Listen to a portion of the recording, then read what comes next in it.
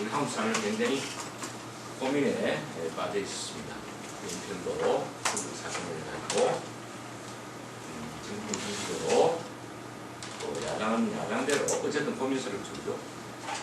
정부 입장에서는 좀 꼰대를 보여주겠다는 생각인데 야당은 그동안 10년 동안 햇빛 정책을 쓰고 왔기 때문에 그래도 햇빛 정책에 위를 돌리지 못해가지고 북한을 너무 자극해서는 안 된다 이런 생각을 하고 있고 그러나 또 한편 보수층 나이가 조금 들고 또 나라의 그 안전 보장을 크게 걱정하는 사람들의 경우에는 이때 한번 우리가 가지고 있는 우리 정신력을 실제 보여줘야 한다 그런 생각이 있어서 우리 대항하는 그런 포격 연습도 했고 해상훈련 또 지상훈련을 했습니다. 이건 바로 북한을 두고 바로 쏘는 것은 아니고 우리 국내 한국 땅에 있는 바다, 한국 땅에 있는 육지에서 훈련했기 때문에 이것이 국제법적으로 아무 문제가 될 것은 없죠. 문제는 이웃하고 있는 그 중국의 태도가 우리 한국 정부에 대해서 상당히 좀 뭐랄까요 곤혹스럽게 만들어야겠다. 한국 입장을 잘 이해 못해주고 오히려 북한 입장만 두둔하다 보니까 한국이 취하는 외교적인 행위에 대해서 중국이 상당히 지금 시시비비를 들고 있는 그런 형편입니다. 이 땅에서 태어나가지고 공부를 하고 또 중국 북한 관계도 공부도 해보고 했던 저로서는 이 북한에 관한 중국의 후원이 이해 못하는 건 아니지만 이 정도를 벗어난 것이다. 정상적인 그런 상황을 벗어난 것이라는 그런 관점에서 이 한국과 중국과의 관계, 또 중국과 북한과의 관계, 또 중국이 그와 같은 태도를 취하는 데 대해서 미국, 일본, 러시아 이들 국가는 또 어떤 태도를 취하고 있는 것인가 등등에 관한 관심거리가 저에게는 대단히 중요한 연구의 주제가 되고 있습니다. 여러분들께서는 북에 계실 때 북한과 러시아의 관계, 북한과 중국의 관계에 대해서 어느 정도 알고 계셨는지 모르겠습니다. 그리고 나이 젊은 친구들은 아마 어려서 또 그러한 북한의 외교 관계에 대해서 특별히 관심을 갖기는 너무나 질지 못했겠죠. 그러나 한국에서 생활하는 한, 한국 땅에서 앞으로 여러분들이 생활의 터전을 갖고 나가시고자 하는 한, 이웃나라의 정책 변화라든가 태도 변화에 대해서 모르시면 별로 이익이 없다. 아시는 만큼이나 도움이 될 수 있다는 그런 이야기입니다. 다시 말씀드리면 한국 땅에서는 열전을 많이 해야 됩니다. 북한보다는. 그렇게 하기 위해서는 여러 분야에 걸친 여러분들의 지식이 필요한데 그 중에는 외국어도 있고 컴퓨터 같은 이러한 IT 분야라는 것도 있고 여러 분야에 걸쳐 여러분들이 공부를 많이 하셔야 되는데 그 중에서도 한국이 국제사회에서 위치하고 있는 어떤 그 뭐랄까요 역량을 볼 때 외국에 관한 지식이 떨어지는 것도 자랑할 바가 결코 못 됩니다. 특히 젊은 여러분들의 경우에는. 그래서 오늘 이 시간에는 이 한반도를 둘러싸고 있는 이 동북아시아의 정세, 미, 일, 중, 러시아는 어떤 태도를 취하고 있고 또 한국은 앞으로 어떤 외교적인 대응책을 마련해야 할 것인가. 중국을 중심으로 해서 한번 이야기를 해볼까 합니다. 자, 1차 세계대전은 유럽 중심의 국제 분쟁이었습니다만 2차 세계대전의 경우에는 전 세계에 걸쳐서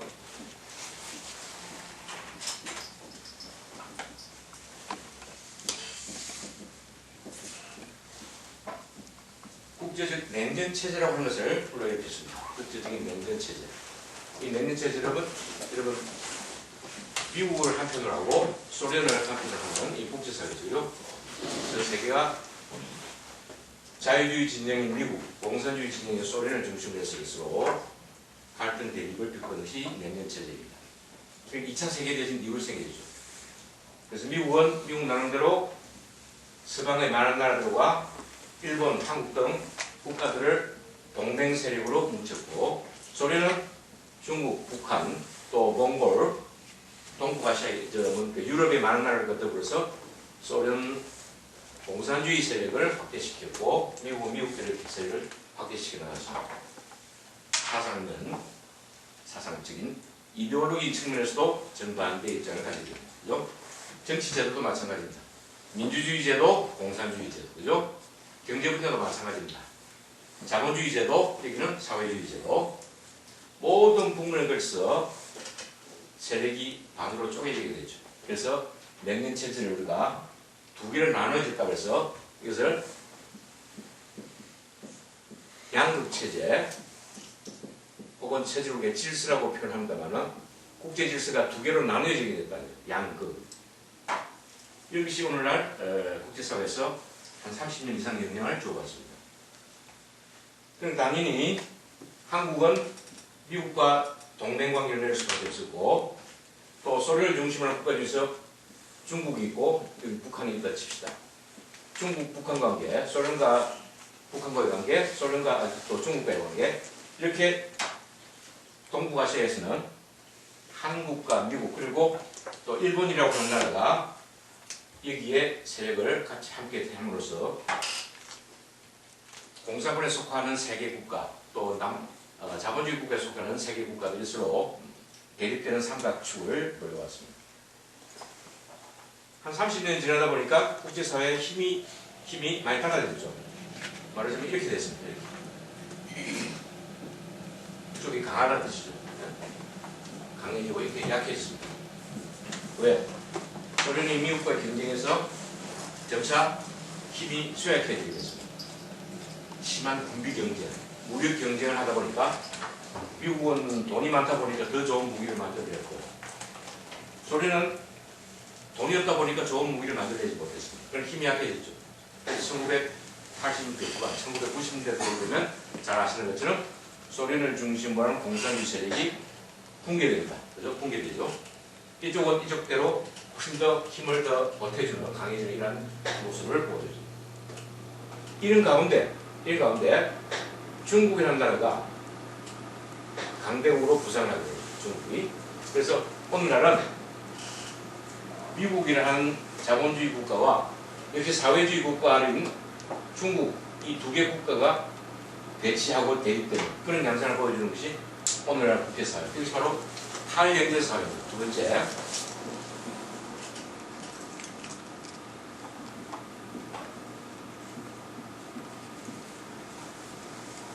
이것은 탈연결 국제체제입니다. 냉전이 아닌 냉전 시대를 벗어나 새로운 국제체제가 바로 미국과 중국 간에 이를 보여주고 있는 그런 경쟁 대립입니다. 내일 신문을 보시면 연평도 사건에 대해서 중국이 북한 편을 들다 보니까 미국은 왜 중국이 책임이 있는 역할을 하지 못하느냐 비난을 하게 되고 중국은 미국과 한국이 군사합동훈련을 하게 되는 것이 한반도 위기를 조성하는 일이다. 입장이 서로 다른 태도를 그동안 수개월간 보여왔습니다. 수개월뿐만 아니죠. 천안함 사건 때도 마찬가지입니다. 천안함 사건 때도 미국은 북한의 소용이 거의 없다. 근데 중국은 잘 모른다. 과학적인 수사가 끝나지 않기는 잘 모르겠다. 이렇게 애매모호한 태도를 가지고 있죠. 그와 같은 태도가 이번에 12월 달에 연평도 포격 사건에 있어서는 중국이 그것을 더 이상 부정할 수 없는 사건이 되다 보니까 이제는 하는 이야기가 뭐냐. 그렇다 하더라도 군사적으로 여기에 대응하게 되면 한반도에 불이 붙으니까 전쟁이 일어나니까 이것은 피해야 한다는 것이 중국 입장에 따르는 그런 입장을 취하게 됩니다.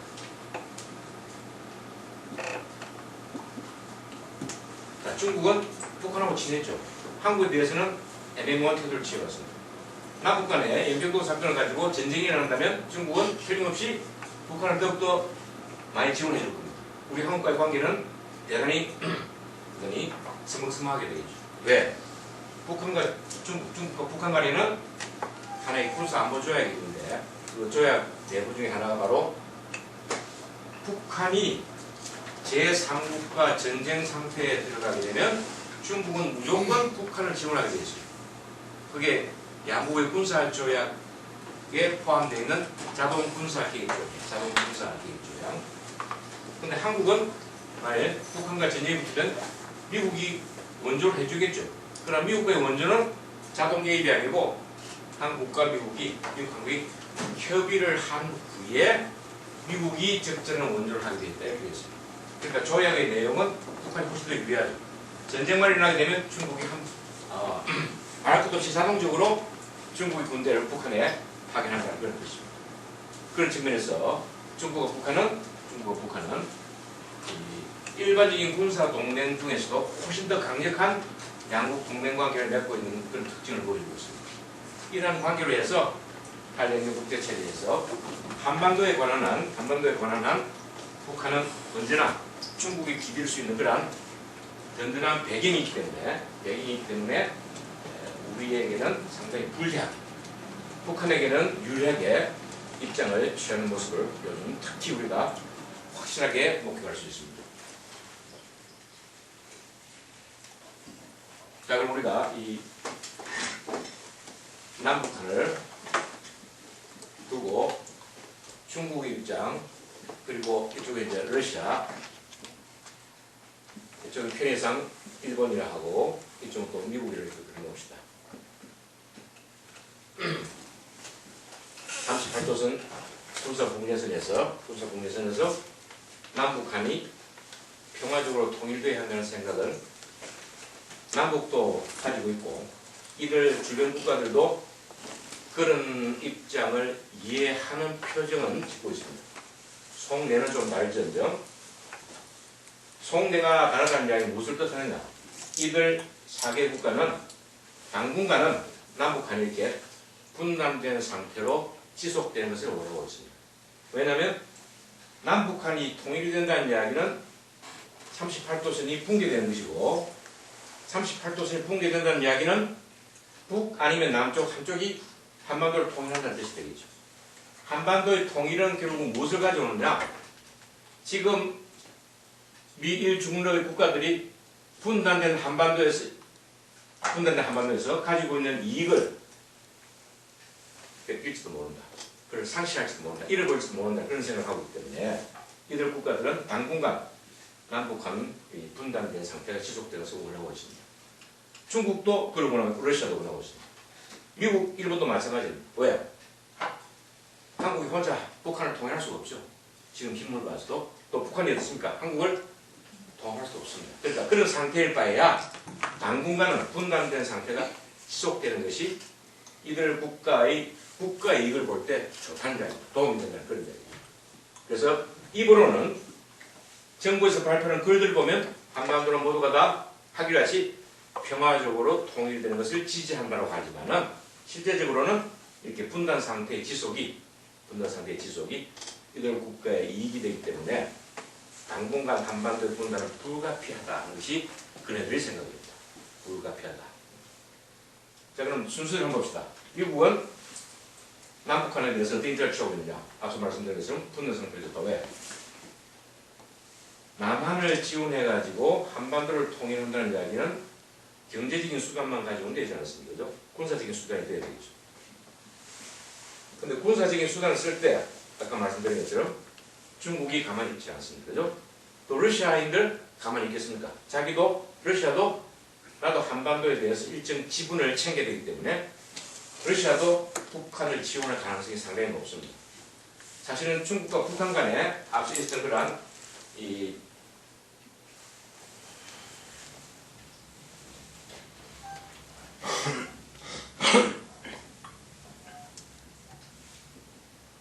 자동 개입 조항이 있다고 했는데 러시아와도 과거에 있었죠. 러시아와도 과거에 있었는데 러시아가 1990년도 한국과 수교를 하고 난 뒤 한국과 관계가 이렇게 강화되다 보니까 북한이 별로 쓸모가 없게 됐습니다. 러시아 입장에서 볼 때 뭐 무역을 해도 상품을 서로 주고받고 살고 팔만한 그런 값어치도 없고 이 자원이라는 게 가지고 있다 하더라도 러시아도 자원이 훨씬 더 많죠. 그렇게 별로 쓸모가 없다 보니까 자동 개입을 러시아는 폐기해버립니다. 너희들과 더 이상 자동 개입이 있는 조약은 쓰지 않겠다. 다만 우호 관계는 유지하겠다. 그래서 우호 조약은 가지고 있습니다. 중국은 세월이 바뀌어도 냉전 시대에서 800년치를 넘어가도 여전히 자동 개입을 지금 준수하고 있습니다. 왜? 북한을 보호해 줄 수 있는 최고의 수호자, 북한을 뒷받침해 줄 수 있는 든든한 배경으로서 중국 입장을 계속 유지하는 것이 한반도 전체에 영향력을 발휘하는 데 도움이 된다, 그런 이야기죠. 왜? 남북한 분단은 중국에게 도움이 되기 때문에. 이런 관점에서 미국이 가지고 있는 생각, 즉 군사적인 방법으로 한반도를 통일한다는 것은 불가능합니다. 중국의 반발, 러시아의 반발이 있을 거죠. 그럼 경제적으로 과연 한반도 통일이 가능한 것인가? 이게 지금 우리가 크게 보면 30대 1밖에 안 됩니다. 비교가. 아무리 적게 해도 20대 1이죠. 남북한이. 그만큼 한국이 경제적으로 셉니다. 하지만 경제력이 있는 것은 남한 국민들에게는 분명히 도움이 되고 하지만 남북한 통일을 하는 데서는 경제력만 가지고는 부족하다는 거예요. 그래서 경제적인 방법을 통해서 통일하는 것도 불가능하기 때문에 미국이 선택할 수 있는 것은 뭐냐? 결국 불가피하게 남북 분단이 지속되는 것이다. 다만 북한이 군사적으로 한국을 칠 때 이런 경우에 한해서 군사적으로 응징을 한다는 그런 입장입니다. 그래서 이번에 연평도 사건이 났을 때 미국이 그렇게 강하게 반발해서 바로 봅니다. 북한이 까닭도 없이 연평도를 포기했는데 왜 중국은 북한을 나무라지 않냐고요. 이렇게 되면 오히려 한반도의 평화를 유지한다는 것이 중국의 입장이라고 했지만 이것이 자기 모순을 가져온다. 한반도 평화가 아니라 한반도 전쟁을 불러일으키는 행위에 대해서 왜 중국은 북한에 대해서 두둔하기만 하고 왜 그것을 나무라지 않는다. 항시 미국의 강력한 입장입니다. 그래서 미국은 북한이 군사적 조치를 취할 때는 과감하게 한국과 더불어서 합동으로 그죠? 이것을 깨부시겠다. 북한으로 깨부시겠다. 그런 식의 입장을 단호하게 밝힌 것이 이번에 미국의 조지 워싱턴 항공모함이 들어오게 되고 서해에서 해상훈련을 하게 된 모든 배경이 바로 여기 있습니다. 그래서 미국은 제발 북한이 남한을 군사적으로 자극만 하지 않고 일정 기간 이렇게 유지하는 것이 지금 현재로 봐서는 최선의 대안이다. 그런 생각을 갖고 있다. 일본의 경우 봅시다. 일본 남북한에 전쟁이 일어나서 어느 한쪽이 완전히 통일되는 것이 별로 일본으로 봐서도 도움이 되지 않습니다. 왜? 앞서 말씀드린 것처럼 한국이 평화적으로 한반도를 모두 접수를 하게 되면 한국을 지지하겠지만 그런 가능성이라는 게 실제 현재로 봐서는 없다는 이야기죠. 그죠? 김정은이가 죽어도 누군가 다시 북한을 통치하게 되어 있습니다. 그런 측면에서 남북한 간에 평화 통일이 되지 않은 이런 상황에서는 불가피하게 남북한 분단이 일본에게 더 유리하지 않는다. 또 일본이 한국과는 굉장히 친하죠. 그죠? 북한과는 어땠습니까? 지금은 냉랭하지만 북한과도 친했습니다. 왜? 일본 내에는 사회당 또 공산당이 합법적으로 활동하기 때문에 사회당이나 공산당이 북한에 대해서 그동안 원조를 많이 해주자고 상당히 호의적으로 되었죠. 그래서 일본과 북한 간에는 비정부급 차원에서 정부 차원이 아니고 비정부급 차원에서는 교류가 상당히 많이 있습니다. 다만 요즘 와가지고 북한이 핵을 개발하고 미사일을 개발하고 이것을 또 실험 발사하다 보니까 일본 내 우파 세력들이 상당히 크게 힘을 가지게 되었습니다. 일본 내 우파 세력들이. 일본 내 우파 세력이 강조하는 게 뭡니까? 이네들은 일본 헌법을 거치고 군대를 가지고 있습니다. 일본은 실제 자위대가 있지만 군대가 아닙니다. 자위대는 스스로 지키는 하나의 세력일 뿐이지 일반적으로 우리나라가 볼 수 있는 우리 한국 군대, 북한 군대, 중국 군대는 다른 겁니다. 따라서 이 군대를 가져야만이 우파들은 자기들의 주장을 실제 실천할 수 있다고 생각하기 때문에 군대를 가지면 적극적으로 지지합니다. 그런데 군대를 가지면 어떻게 해야 되냐? 일본 헌법을 바꿔야 됩니다. 왜? 일본 헌법은 2차 세계대전에 패배한 이후로 뭐라고 이야기하느냐? 전쟁은 하지 않는다. 그러니까 일본에서는 군대가 없어야 한다는 이야기입니다. 그러니까 군대가 없어야 한다는 이야기는 일본은 평화적으로 모든 문제를 해결하겠다. 그러니까 평화 헌법을 가지고 있다 보니까 일본은 군대를 가질 수 없게 되었죠. 그런데 군대를 우파처럼 군대를 가지려면 헌법을 고치지 않으면 안 됩니다. 헌법 고치는 것이 쉽지가 않죠. 어느 나라나. 그런 측면에서 일본도 지금 헌법을 고치기가 쉽지 않은 이상 일단 남북한이 적당한 분단 상황에서 제한된 긴장, 너무 크게 긴장이 촉발되면 전쟁이 일어나기 때문에 제한된 긴장이 유지되는 것이 훨씬 좋다는 이야기. 일본적으로 봐서는. 그래서 오늘날 일본도 미국과 비슷한 생각을 가지고 미국 정책과 함께 더불어서 한반도 정책을 고려를 하고 있습니다. 자, 러시아. 북한에서 러시아라고 그러니까? 뭐라 합니까? 러시아라고 그러니까? 로사? 소련? 예. 러시아. 러시아. 러시아. 자, 잘 아시겠지만 여러분 그 북한에 계실 때 역사, 우리나라 역사를 배우셨죠? 예, 러시아도 아관 파천이라고 해가지고 조선말 시대에 한반도 문제에 깊이 개입을 해왔습니다. 그리고 군대도 보내고 그래서 했는데 러시아도 항상 한반도 문제에 대해서는 이해관계가 있다 이렇게 생각하고 이해관계가 있다. 특히 북한과는 그죠? 그렇죠. 한국 전쟁이 발생했을 때 북한이 남한을 침략할 수 있었던 큰 배경 중 하나는 좀 더 중국에 관해서 이야기를 할 때 말씀드리겠습니다만 이 러시아의 스탈린의 지시에 의지는 안 됐죠. 스탈린이 지시했기 때문에 한국 전쟁이었고 또 스탈린의 지시하에서 소련의 많은 군인들이 특히 조종사들이 한국 전쟁에 참전을 했던 기록이 소련에 의해서 밝혀졌습니다만 러시아도 한반도 문제에 깊은 관심을 가져왔습니다. 그러나 1990년 이 한국과 한러 수교 국교관계를 맞습니다. 국교관계를 한러 수교 1990년 한러 수교를 했던 이야기는 러시아가 한국에 대해서 그만큼 재정 지원을 필요했다는 이야기입니다. 재정 지원 돈을 필요했다는 거예요. 러시아 개발을 위한 자본을 필요했기 때문에 한국과 러시아가 국교 정상을 맺을 수 있습니다. 북한은 강력하게 반대했죠. 왜?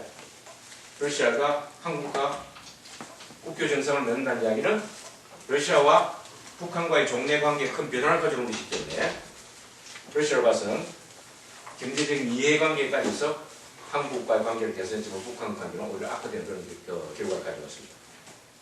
그러나 한러시아 관계는 애초에 다시 말씀드린 것처럼 경제 문제가 크게 고려되었는데 러시아라고 하는 땅이 가지고 있는 특수한 성격, 날씨가 춥고 또 지하자원을 쉽게 활용하기가 어려운 그런 지역, 또 러시아 사람들의 제조업에 대한 무관심, 또 러시아 사람들이 이 보드카를 즐겨 마시는 그런 습관, 보드카 즐겨 마시는 습관이 아니라 그 다음에 일을 잘 안 한다는 것입니다. 생산력이 엄청나게 떨어지죠. 한국 기업들이 진출을 안 하려고 합니다. 한국 기업들은 아시겠지만 한국 기업은 돈을 많이 주는 대신 실제하게 그 사람들 그죠? 노동력을 효과적으로 발휘하기 위해서 좀 심하게 이야기하면 사람을 막 부리죠. 그죠? 그런 것도 많이 있습니다. 근데 경제적인 요인 때문에 수교는 했는데 러시아가 필요한 제조업에 뛰어들 만한 한국 기업들이 별로 없었다는 거예요. 왜? 가봐서 돈을 못 버니까. 이익을 남길 수 없기 때문에 러시아를 뜯을 수가 없습니다. 그래서 제조업 분야라든가 혹은 지하자원 개발 같은 데서도 한국 기업들이 투자를 하지 않다 보니까 한국과 러시아는 본래는 이런 목적을 가지고 이렇게 관계를 유지했지만은 한러 경제 관계 크게 진보를 진척을 보지 못했습니다. 그런 가운데 북한과 러시아의 관계는 처음에는 한국과의 관계 개선 때문에 조금 쓸렁했지만은 러시아의 새로운 대통령 지금 대통령 누굽니까? 지금은 메드베데프라는 사람인데 이 사람은 어디 뭐 똑같이 불구하고 메드베데프 움직이는 사람이 누굽니까? 여러분 이 사람을 알아야만이 러시아 정책이 왜 변한 줄 알 수 있는데 푸틴이라는 사람은 KGB 소속 출신자이죠. 소련 정보기관 출신자입니다. 푸틴의 생각이 뭐냐? 대러시아를 건설하는 것입니다. 대러시아. 자, 대러시아를 건설하려면 무엇이 있습니까? 군대도 있어야 되고 돈도 있어야 됩니다. 그리고 군의도 있어야 됩니다. 이 세 가지를 추구하는 것이 푸틴입니다. 자, 군대를 양성하려면 돈이 있어야 되는데 이 돈을 어떻게 버는가? 러시아가 지하자원개발, 특히 석유 개발에 앞장을 서기 시작해가지고 석유로서 돈을 많이 벌게 됐어요. 국제사회에서 그동안 권위가 많이 떨어졌는데 1990년 이후로 푸틴은 동계올림픽 대회를 유치하는데도 한국과 평창을 격려했었지만 러시아가 따내는 데 성공합니다. 엄청나게 많은 돈을 뿌려가지고 유치를 하게 되는 그런, 그러니까 러시아의 권위를 위해서라면 돈이 아깝지 않다. 최근에 하는 이야기는 뭐냐? 미국에 맞서서 같이 싸울 수 있는 군대를 다시 재건해야 됩니다. 과거 아까 제가 말씀드렸습니다만 미국과 소련이 북미 경쟁을 하다 보니까 돈이 없던 러시아가 결국 패했다고 했습니다. 대러시아를 건설할 푸틴의 생각은 뭐냐? 석유로 인해서 돈을 많이 가지고 있으니까 군대에 투자를 해요. 이런 생각을 또 하고 있다는 사실. 지금 유가가 어떻습니까? 굉장히 많이 올랐습니다. 그죠? 1리터당 2,000원 지금 넘는다고 그러는데 한동안 석유값이 내렸지만 한동안 또 크게 올랐습니다. 지금 이와 같은 상태가 지속되면 될수록 러시아는 더 많은 돈을 벌게 됩니다. 그러니까 강한 군대를 만드는 데서 필요한 돈은 우리가 가질 수 있으니까, 벌 수 있으니까 이걸 만들어야 한다. 이것이 바로 푸틴의 생각입니다. 자, 그렇다면 푸틴이 왜 군대를 강하게 가지라고 그럽니까? 뭐 때문에? 누구 때문에? 또 그 다음은 누굽니까? 중국. 중국도 결코 항상 오래 우호적인 관계를 유지할 수 없습니다. 왜? 중국은 한족 우월주의, 중화사상이 있죠. 그죠? 중화사상. 러시아는 뭡니까? 슬라브주의, 슬라브족이죠? 러시아는 슬라브족이죠. 슬라브주의라는 것이 있는데, 슬라브주의와 중화사상, 이 두 생각들이, 두 사상들이 영원토록 함께 한 적이 없습니다. 일정 시간이 지나면 다투고, 또 조용해졌다가, 또 서로 강대국에 대한 경쟁을 하기 시작하면 또 서로 이렇게 투쟁을 벌여요. 이 두 가지 요인을 가지고 있는 것이 바로 중국의 중화사상과 러시아의 슬라브 사상, 슬라브주의. 바로 푸틴은 1차적으로는 미국을 견제하고 그 다음 중국을 견제하기 위해서는 이것이 필요하다. 강한 군대가 필요하다. 그러니까 강한 군대를 필요로 하는 러시아의 입장에서는 한국과의 경제 교역은 해나가겠지만, 무역 거래는 해나가겠지만 북한에 대한 관심을 새롭게 가지기 시작했다. 1990년대 아까 말씀드렸습니다만 북한을 좀 우습게 봤는데, 무시했는데 지금은 북한에 상당히 호의를 가지게 되었다. 왜? 미국을 견제하기 위해서는 북한이 필요한 친구다. 왜? 과거 조금 과시하고 멸시했던 북한의 지리정치학적인 위치, 지정학적인 위치, 지정학적인 가치가 여전히 살아있다고 생각하기 때문에 최근에 러시아는 북한에 대해서 비교적 호의적입니다. 그래서 금년 3월, 4월 천안함 사건이 벌어졌을 때 러시아는 조금 중립적인 태도를 취하면서 실제 조사단을 한국에 보냈습니다. 보내놓고 자기 나름대로 자기들대로 보고서를 썼는데 이것을 공표를 하지 않는 거예요. 객관적인 자료를 가지고 공표를 해버리면 우리한테 유리하고 북한이 유리하게 됩니다. 그네들이 쓴 자료가 보고서가. 그래서 아예 공표를 하지 않는 거죠. 부분적으로 우리가 정보 소스를 통해서 알고 본 내용은 북한이 잘못한 것이 분명히 있는데 이것을 발표하지 않습니다. 그렇게 우물쭈물하다가 이번에 연평도 사건이 벌어졌을 때 단호하게 뭐라고 했습니까? 러시아는 처음 북한 너희들이 잘못하다고 했습니다. 군사 공격을 해서 너희들 잘못이다. 처음에는 그렇게 이야기했는데 갈수록 그 강경한 입장이 조금씩 누그러뜨리죠. 왜? 중국이 하도 북한을 두둔하고 또 미국이 북한을 너무 강하게 몰아세우기 때문에 미국을 견제하기 위해서 어떨까요? 북한에서 잘못했지만은 국제사회가 북한을 이렇게 몰아칠 필요 없다. 이런 식으로 그 강한 태도가 조금 바뀌어지고 그런 형편이 있습니다. 그래서 오늘날 러시아가 가지고 있는 이중적인 태도죠. 제일 중요한 것이 중국과 북한, 북한과 중국과의 관계입니다.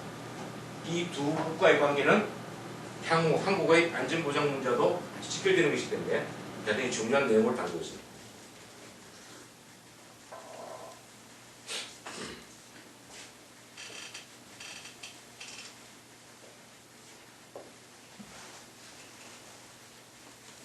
피곤하게 표정을 짓거나 조시는 분이 많은데 점심은 너무 잘 드신 모양이죠.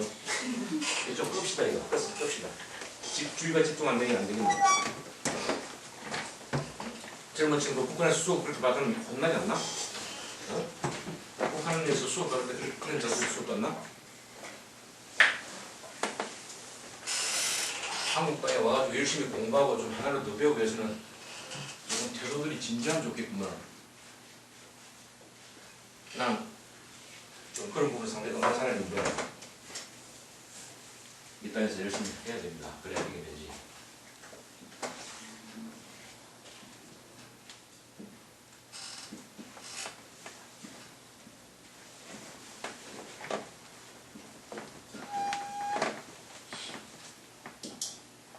자, 러시아, 중국.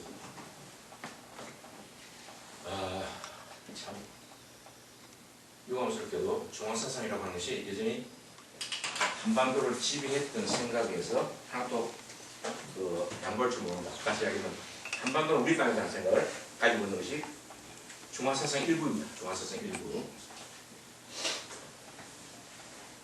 자, 이 동북지방. 동북에는 몇 개의 성이 있습니까?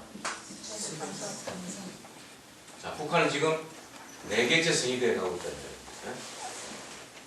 동북사성. 그만큼 지금 중국은 북한에서 공을 들이고 있습니다. 여기가 우리로 따지면 서해입니다. 중국으로 따지면 뭐라고 그러죠? 황해라 그러죠? 여기는 동해입니다. 그죠? 동해. 중국의 어선들이 물론 일로 오진 않지만, 그죠? 중국의 어선들이 동해에서도 고기자를 하고 있습니다. 서해는 물론이고, 최근에 또 불법 고기자리를 하다가 우리 측에서 그 배를 납포하려고 그러니까 또 사건이 벌어져가지고 배가 한 척이 그죠? 침몰되고 또 엄중하게 우리 정부가 따지려고 하다가 중국이라는 큰 나라 때문에 또 양보를 하고 말아버립니다. 그 선원들을 석방하기로 했다고요. 우리도 사실 원칙은 너무 문제입니다.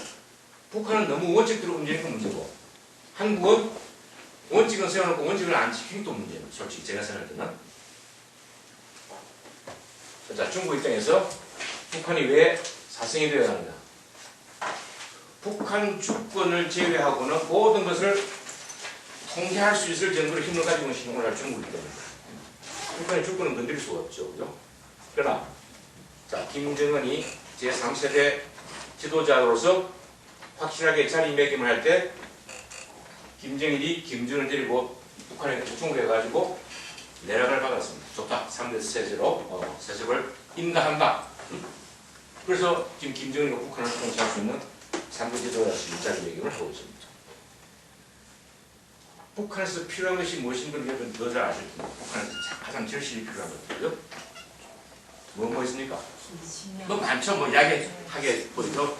평화적인 건데 그걸 대부분 많이 지원해준 국가가 오직 중국뿐입니다. 그죠? 그뿐이 아니고 지금 북한이 가지고 있는 주요 지하 자원을 50년 내지 100년간 쓸 수 있는 나라가 이 지구상에 누가 있느냐? 중국 외에는 아무도 없습니다.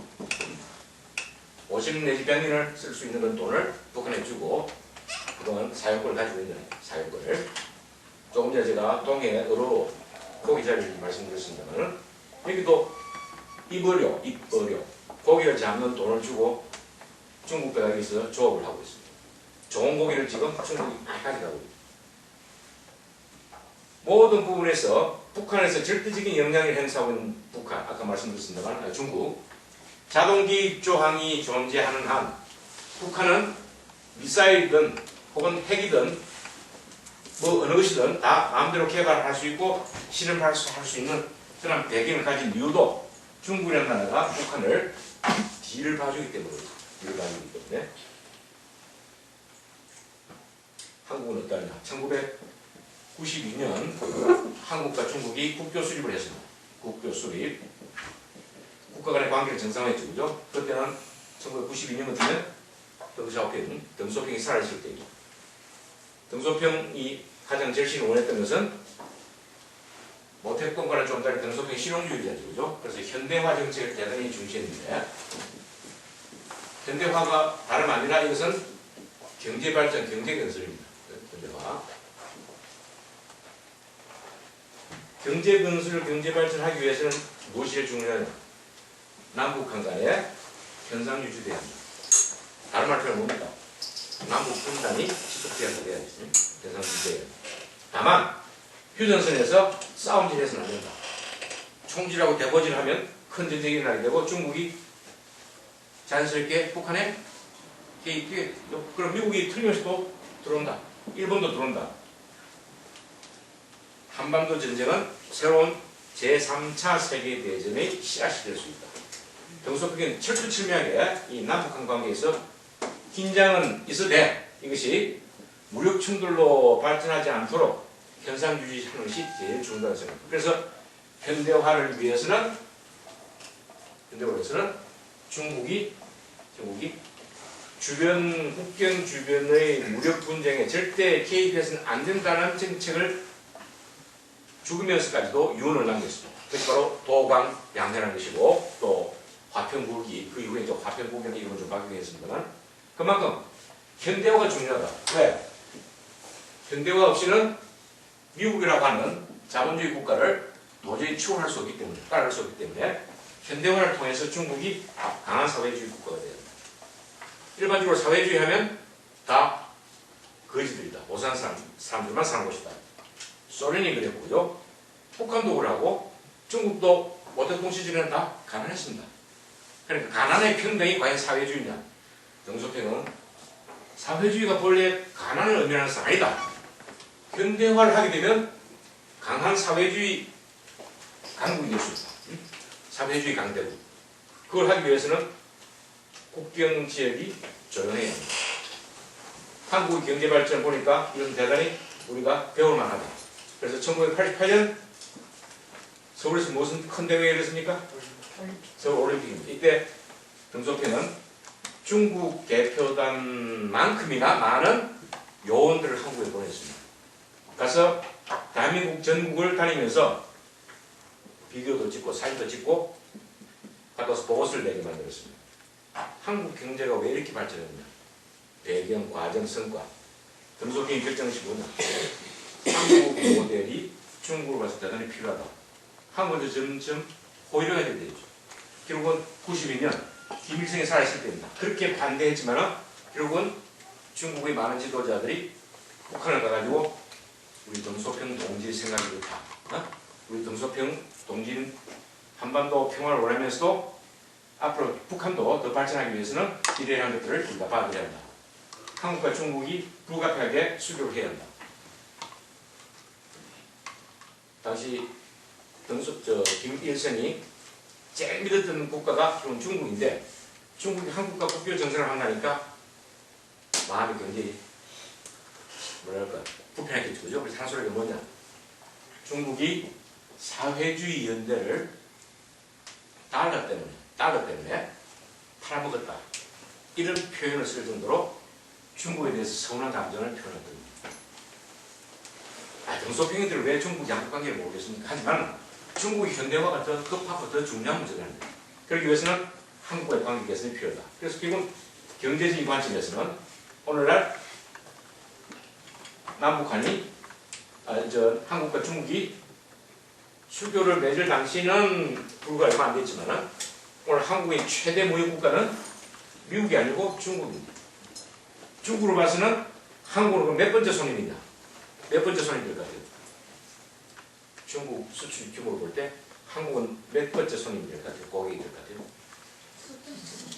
중국은 첫 번째 아니에요. 중국은 무역 규모 워낙 크니까 중국으로 상대 한 3위가 되고 한국은 중국이 1위라는 거지. 네? 그만큼 격상이 변수로 격상이 됐고 그러니까 이 양국 남북한 관계에서 중국과의 관계에서 한국은 경제적으로는 우리가 때려야 뗄 수 없는 그런 관계가 되어버렸습니다. 그러나 앞서 말씀드린 것처럼 안전보장에 관한 중국이 중화사상을 노골적으로 특히 강조하면서 이 경제의 현대화에 성공하고 난 뒤에 지도자들이 며칠 바뀌었죠. 등소평 다음에 누굽니까? 응? 보여방은 그 앞서서 이 현대화를 하는 과정에서 반대 세력이 많이 나타나니까 정소팽이 도요방을 잘랐습니다. 현대화를 위해서는 목적을 달성하기 위해서는 그 다음에 이제 장태민이죠. 그 다음 누굽니까? 장태민 다음에 누구예요? 후진타오. 이렇게 쭉 이렇게 내려오는데 이거는 이제 시진핑이 이제 될지 모르겠습니다만은 어쨌든 이 인애들이 모두가 다 한계를 가진 건 뭐냐? 중화사상이라는 큰 맥락에서는 조금도 변함이 없다는 얘기. 그럼 중화사상은 뭐냐? 한반도는 우리 뒷마당이다. 어? 한반도 전체가 우리 뒷마당이다. 다만 그 뒷마당 전체를 한반도를 모두가 다 장악하기 전에 일단 역사적으로 이론적으로 준비를 해야 할 것이다. 적어도 이 한강입니다. 한강 38도선 한강은 아니지만 그죠? 이 한강입니다. 한강 이북 땅은 본래 중국 땅이었다 이렇게 주장합니다. 한강 이남은 아니지만은 한강 이북은 본래 중국의 중앙정부에서 떨어진 조그만 지방정부였다. 이런 식으로 정리한 것이 뭡니까? 그게 동북공정이죠. 동북공정.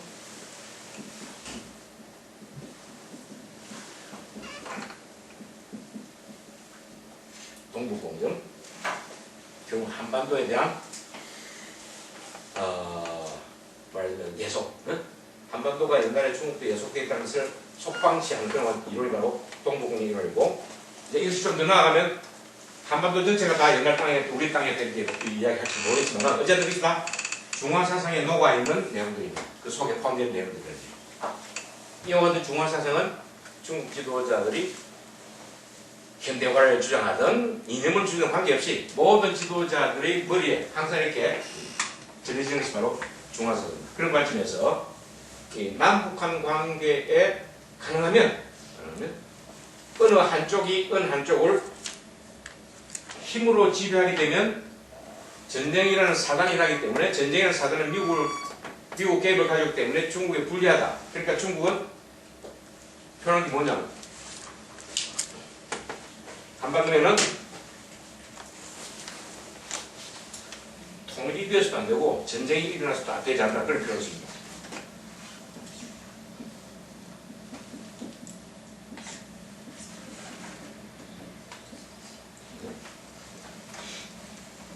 부통불란. 통일이 돼서도 안 되고, 그죠? 난이 일어나서도 안 된다. 전쟁이 일어나서도 안 된다. 그러니까 현상 유지돼요. 현상 유지.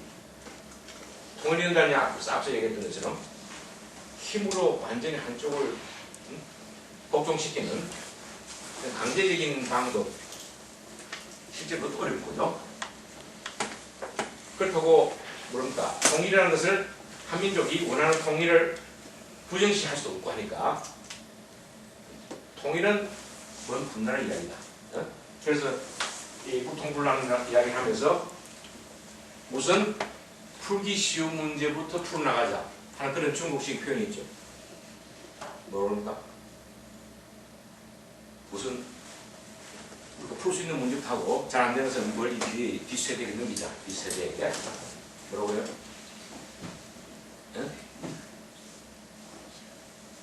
뭐라고요? 질문한 분이 나도 잊어버리네. 뭐라고 그랬다? 이 통일 문제는 어려운 문제니까 우선 통일 문제 우리 언급하지 말자는 얘기죠.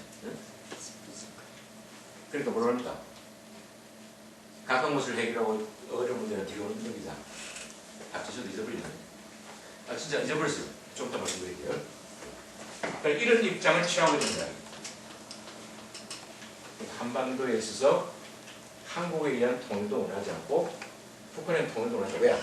실현 불가능하기 때문에. 다만 그렇다고 해서 이것을 억지로 강제로 통일하기 위해서 서로 남북한이 대결하고 대전하는 것은 결코 원하지 않는다고 하는 것이 중국 기본 입장입니다. 또 중국은 앞서 얘기했던 것처럼 한반도에 관한 한 미국이라는 세력을 견제할 수밖에 없다. 왜? 지금 북한에는 외국 군대가 아무도 없죠. 무기를 가지고 주둔하는 외국 세력은 아무도 없습니다. 그런데 남한은 어때요? 주한미군이 있잖아요. 주한미군 무기를 가지고 있습니다. 그러니까 중국으로 봐서는 이 미군이라는 존재가 있다는 사실이 여러분 한반도에 장기적인 평화를 볼 때 도움이 되지 않는다는 생각을 항상 하기 때문에 이 입장에서는 중국과 북한이 굉장히 입장을 같이 하고 있죠. 또 일본의 세력에 대해서 어떻게 생각합니다. 지금 중국과 일본이 아시아에서 가장 지금 심각하고도 예민한스러워 이렇게 민족주의 감정으로 지금 충돌을 하고 있는데 특히 라오이따오, 조우도, 중국말은 조우도라고 그러죠.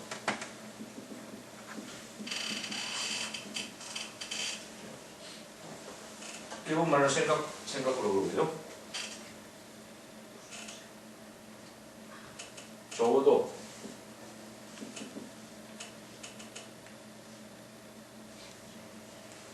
조우도 어디 쓰더라? 갑자기 이렇게 생각이 안 나는 거야.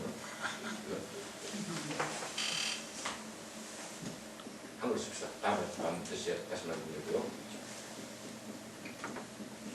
생각구역도 일본말로 생각구역이라고 그러고 중국말은 조우다라고 그러죠. 다오이다오. 이게 지금 일본과 중국 간에는 대단히 중요한 영토, 육지로 열리는 건 아니지만 바다에 있는 영토 분야로 크게 대립되거든요. 왜? 이 지역이 바다 및 지하 자원이 많기 때문에 이 지역을 누가 먼저 확보하느냐에 따라서 향후 미래 자원을 서로 많이 선점할 수 있기 때문에 가질 수 있기 때문에 이 지역에 대한 분쟁은 대단히 심각하게 지금도 계속되고 있습니다만 이런 문제. 그러니까 중국으로 봐서는 한반도 부분에 있어서 가능하면 외부 세력들이 한반도 문제에 언급하거나 진출한 것에 대해서는 굉장히 억제할 수밖에 없다는 그런 이야기입니다. 그러한 생각들이 중원 사상을 통해서 최근 연평도 사건을 통해서도 나타났습니다만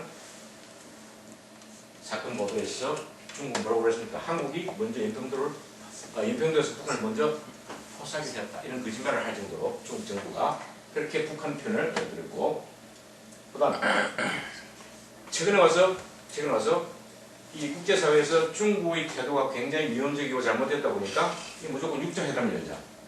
육자회담을 열어서 이 문제를 해결하자. 이런 식으로 이제 말을 꼬리를 감추면서 빌미를 또 찾고 있고 또 한편으로 봐서는 이 남북한 문제가 유엔 안전보장 이사회에서 토의가 되면 결국은 중국이 북한에 가지는 정책이라는 것이 자꾸만 국제사회에서 환영을 받기보다는 어떨까요? 비판 대상이 되기 때문에 이것을 굉장히 피하고 사는 또 중국 입장입니다. 그래서 가능하면 이러한 문제들을 조용하게 수면 하에서 해결하기를 원하고 있는 이러한 실적인 행동을 중국입니다.